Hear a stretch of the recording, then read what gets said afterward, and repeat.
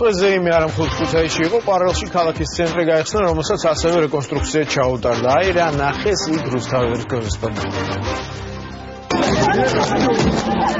ილიას ქალაქში დღეს განსაკუთრებული ხალხმრავლობა იყო.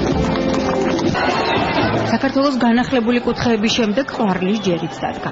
რეაბილიტირებული ისტორიული ცენტრი, აღდგენილი სახლები და ქუჩები ყვარლელებმა დღეს განსაკუთრებული ემოციით პირადად პრეზიდენტისგან ჩაიბარეს.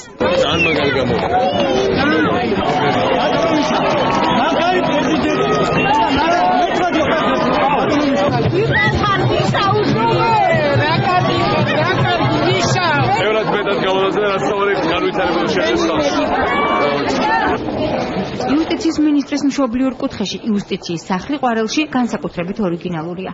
ის ქართველმა არქიტექტორმა დააპროექტა. 300-მდე სხვადასხვა სერვისით უმოკლეს დროში სარგებლობას ადგილობრივებიდან პირველი 100 წლის თამრო ბებო შეძლებს. პრეზიდენტმა იუსტიციის სახლი დღეს ყვარელში უხუცეს თამარ ხუციშვილთან ერთად გახსნა.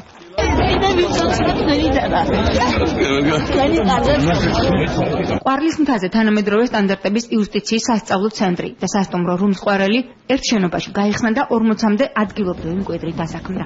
რამდენ ადამიანს ასაქმნოს, ალბათ დასაქმნოს ყველა ერთად დაახლოებით 1000 ადამიანს თავის მომარაგებით იმითი ამითი ხო?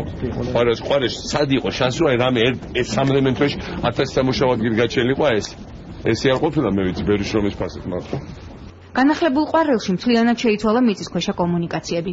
ალაზნის ველი კახური სილიკონის ველად გადაიქცა, რადგან დღეიდან ყვარელი უკაბელო ინტერნეტის ქსელით დაიფარება. ყვარელში ჩასულ სტუმრებს ამიერიდან მოსვენება ყვარლის ედემში შეეძლებათ. 6 მილიონიანი ქართული ინვესტიცია კახური შატოსში აღებული. 250 დასაქმებულიდან 100 ადგილობრივია. ესპანელი დიზაინერები და ქართველი ინვესტორები მომავალში ღვინის მინი ქარხნის და ღვინის სპა სალონის გახსნას გეგმავენ.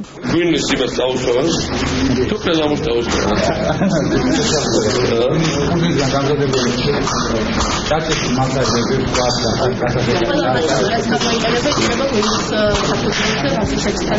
სამთლობის სასარგებლო ღვინის ყველაზე სოფლის კოლეჯის არის ღვინის პა.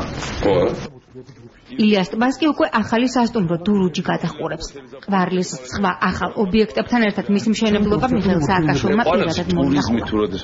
ტურიზმი ეს იქნება ძალიან კარგი. შიდა სამუშაოებით 2 სართული მორჩენილები. ყვარელში ტურიზმი თუ როდეს ტურიზმი კი არა, ეხა 1 2 3 სასტუმრო როგორ გაკეთდა, ეხა იმატება ესა და კიდე 2. სპა იქით ზემოში. 6 სასტუმრო იქნება მარტო ერთ პატარა ყვარელში.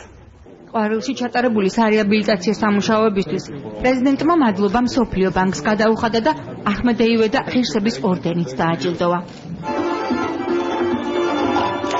ყვარელში ჩასული სტუმრები მთელი დღის განმავლობაში კახური კოლორიტით ტკბებოდნენ. საერთო სახალხო ზეიმი სუხიშვილების კონცერტით დასრულდა.